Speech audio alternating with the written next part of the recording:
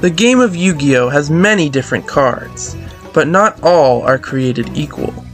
Throughout the history of this card game, certain decks have naturally excelled and beaten more forgettable cards into the mud without a second thought. Those cards faded into obscurity as the meta progressed, falling even more behind as greater complex strategies developed. Well, it's finally time to give those cards a chance to shine in a format where they can do what they do best, in Edison. Will I be playing the meta decks of the time in this series? No. Will I even be forging the new best decks in Edison format? Instead, my plan is to salvage the scraps of forgotten cardboard that litter the depths of Yu-Gi-Oh binders to figure out which cards really are the best of the worst.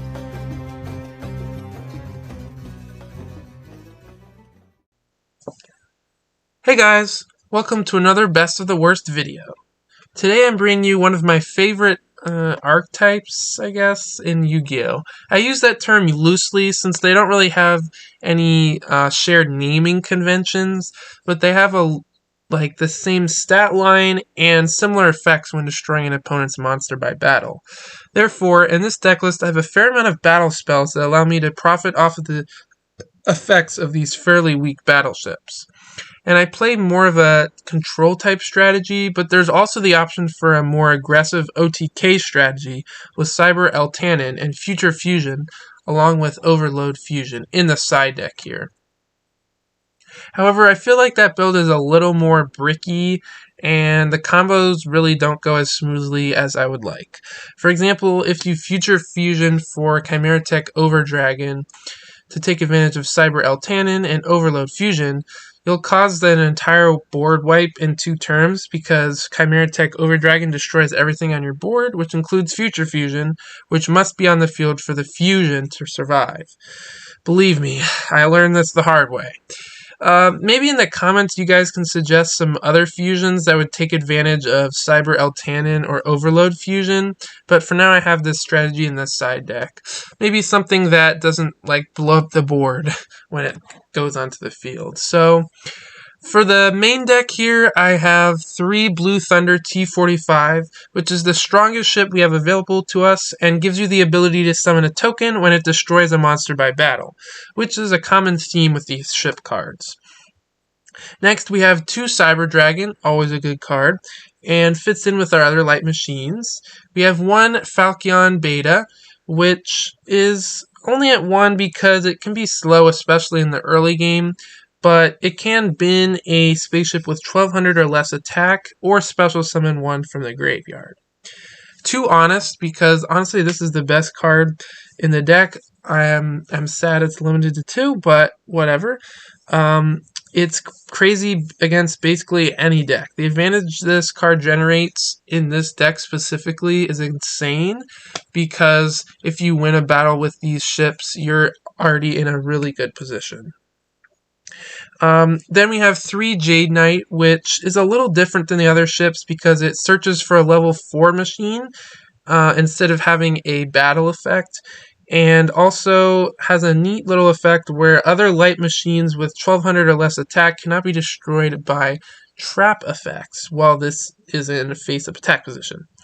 Then we have the best ship, in my opinion, Lord British Space Fighter, which can make a second attack, pop a set card on the field, or create an identical token, which are all really good options.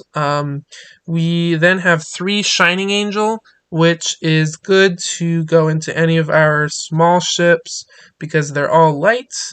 And then we have Victory Viper XX03, which is a little bit worse than Lord British.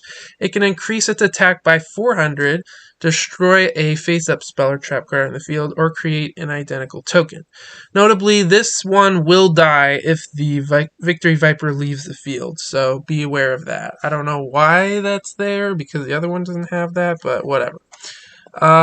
Then for the spells, we have 3 Book of Moon, which is really good for flipping a monster that is too big for our spaceships to deal with on my opponent's turn for us to destroy next turn, because most monsters have less defense than attack. We have 1 Cold Wave to push for game, 2 Creature Swap for the 3 Shining Angel and the 3 Jade Knight, 3 Enemy Controller, which is basically the same thing that Book of Moon does, but it's a little more versatile than Book of Moon. 1 Giant Trunade, 1 Heavy Storm, 1 MST for back row. We have 1 limiter removal to boost all of our machines and kind of push for game if your opponent doesn't really have any back row or anything stopping you. 2 Shrink, which is just a good card for if your opponent attacks you and you're able to destroy that monster if it has 2300 attack or less. Bottomless Trap Hole, Call of the Haunted, Mirror Force, Royal Oppression, because we don't do that much special summoning and we can do without it, especially in like the late game. 1 Solemn Judgment, 1 Torrential Tribute, and that's it for the main deck. For the side, we have Cyber Eltanin, which can really get to high attack levels if you dump a lot of machines in the graveyard with Future Fusion, because Chimera Tech Overdragon can dump any number of machines to the graveyard. There's not a limit on it. So this can get really large, and also is a board wipe basically for any face-up monsters. We have 3 Thunder King Ryo, an extra Victory Viper, because I feel like it's the best out of the other ships that we have here. 1 Future Fusion for this combo here. 3 Noblemen of Crossout, and 1 Overload Fusion to summon a second Chimera Tech if you activated Future Fusion. We have an extra Shrink if your opponent's on more of like an aggro strategy that is able to, we're able to take advantage of monsters that have less than 2300 attack, and 2 Starlight Road if your opponent's on like a lot of removal cards basically. So, and then for the extra deck we have Chimera Tech Fortress Dragon, just for any machine decks that we might come across, because we do have 2 Cyber Dragon. The 2 fusions, and just a lot of synchros that are kind of like generic.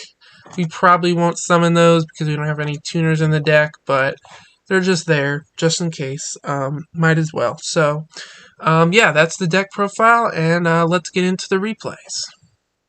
Alright, so for our first game here, I do have Cyber Eltanin in the main deck because I was experimenting with the OTK strategy, but this really showcases the control strategy instead, so this won't actually come into play. So anyway, I'm just saying that's why it's there in my hand. So our hand is pretty good. Usually if you draw Jade Knight, you probably want to set that first, so that's what I do. I don't put any spells and traps face down yet. I don't want to get early blowouted by like a heavy storm or something. So I just summon the Blue Thunder after he passes and attack in. It might be Gores, but whatever. We do have Enemy Controller, so I forget the defense on Gores, but I think it's like 1500 or something, so we would be able to do that. So I set the Enemy Controller and pass back to my opponent. In response, my opponent sets 3 cards, and I summon the Falcon Beta and try to hit in with that, but it turns out it's Debris Dragon, so that's kind of bad because a defense position wall is not this card's strength. My opponent does tribute it though, which is kind of good for me because that gets it out of the way, and banishes the Blue Thunder with his Caius. He goes after the Jade Knight, which is perfectly fine with me, as I'm able to add a Lord British to my hand. And on the next turn, I'm able to summon that guy and attack and And a damage step, activate enemy controller, switching it to defense position. However, he does have the Solemn Judgment, so unfortunately I can't go for a Book of Moon here, I'm pretty sure. So I'm going to have to lose the Lord British. But I am able to activate Book and special summon the Lord British back from the graveyard using Falchion Beta's effect. So that turned out pretty well for me, and my opponent's low on life points, so I'm able to set the Bottomless Trap Hole and the MST and just end turn there. And my opponent just sets another monster, turns out to be Knight Assailant, which is an underrated card in Edison format, actually, in my opinion. It's basically Ryko, it just doesn't have the milling effect, and it can be good in certain decks. And its second effect doesn't really come up that often, but, you know, it might come up. We MST the back row, the new one, just to get it out of the way, and summon Blue Thunder, which does get bottomless, which is fine. And I go after this guy. I'm not sure why he targeted the Lord British here, but I'm just able to special summon it back and attack it again. So we're slowly getting our way back into this game. And my opponent does end up setting the Ryko, which kind of just plays out the same way as it did last time. And yeah, my opponent really can't do anything. In their hand, they had Caius, Pot of Avarice, which they were 2 away from, so... Oh, and 2 Pot of Avarices. Got it.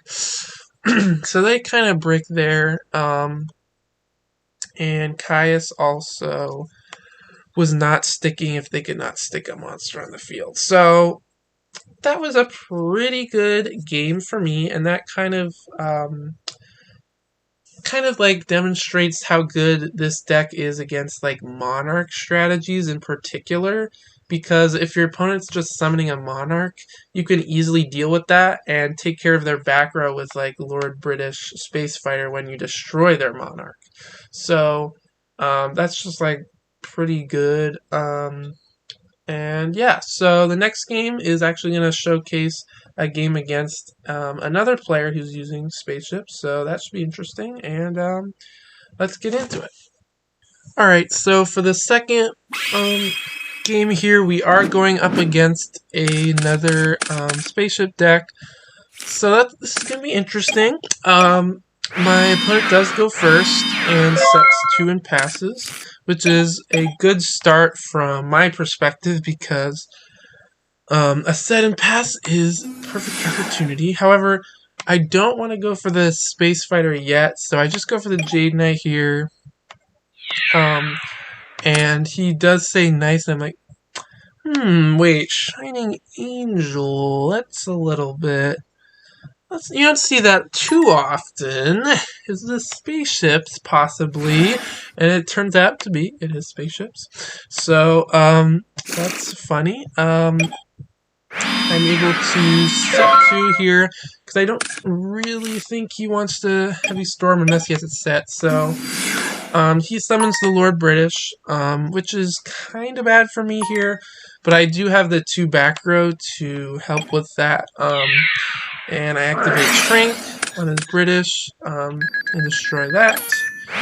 And on the next turn, I just go for Creature Swap here. I'm able to get the Victory Viper and give him the card that will give me advantage when it's destroyed.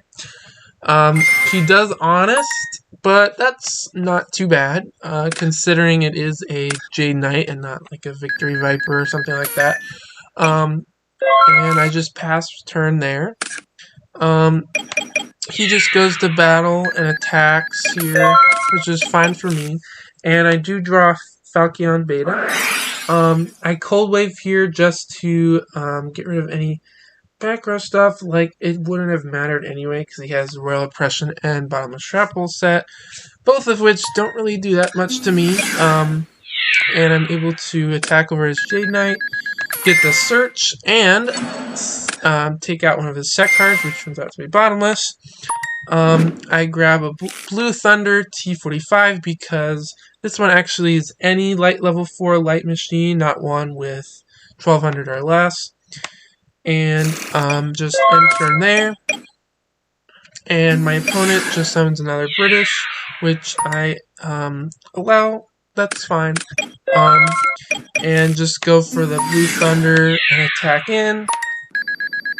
And I do set the bottomless trap hole like it's gonna even matter anyway against this deck, but whatever. He does have Cyber Valley, which is also a card I was considering. It is a light machine, so it does actually fit that bill, and it does kind of like stall out your opponent for a turn, so you can get resources here. So I do book it though, so his effect won't be able to be activated, and go for a Blue Thunder here to get a token, and I attack with my other two to get in even more damage, and he admits defeat at that point because in his hand he has Overload Fusion, Royal Oppression, Limited Removal, and Mystical Space Typhoon, so there really isn't anything for him to do here, unfortunately for him.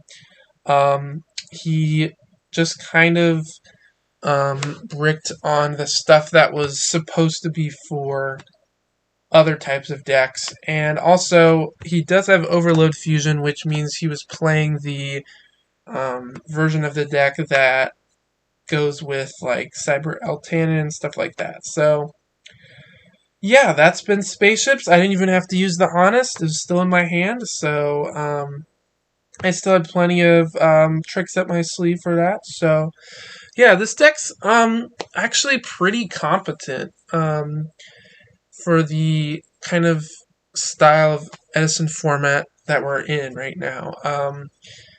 Against Blackwings, it has a pretty good matchup. And against things like Zombie, Diva Hero, kind of those decks, it has an even better matchup because they are setting a lot of the time. And against Frog Monarch, it's pretty good. Obviously, it can't get over things like a Duke Frog set, turn 1, or something like that. But once they actually go for the Monarch, then you're usually able to like reveal a battle trap and beat them. So yeah, this deck's really fun. I really encourage you guys to play it, and actually for the next video I'm planning something different, so tune into that. It'll be not a best of the worst style video. It'll be more kind of like a lighthearted video, so stay tuned to that. And there's also another series that I'm planning that I will hopefully have up by late August. So that's coming in the works for this channel. So I hope you guys keep supporting me. I really appreciate the support that I've gotten so far. And yeah, have a good day, guys.